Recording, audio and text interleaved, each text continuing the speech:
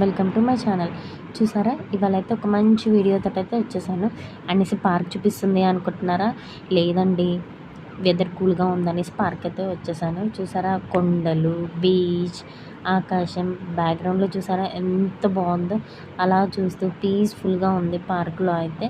సర్లే అనేసి ఇంటికైతే వెళ్ళిపోయాను. వెళ్ళాక ఏం చేయాలా అని ఆలోచిస్తుంటే మిరియాల చారు అయితే గుర్తుకొచ్చేసింది. దానికోసం నేను ఎండుమిర్చి, ధనియాలు, జీలకర్ర, మిరియాలు, వెల్లుల్లి అయితే తీసేసుకున్నాను.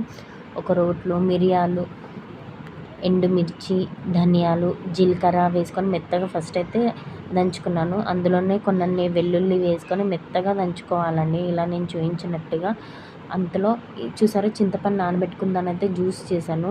ఒక ప్యాన్లో ఆయిల్ వేసుకొని ఆవాలు, జీలకర్ర, కరివేపాకు, ఇందాక దంచుకున్నది ధనియాలు, ఎండుమిర్చి అవన్నీ మంచిగా నూనెలో కొంచెం సేపు అలా వేయించుకోవాలి.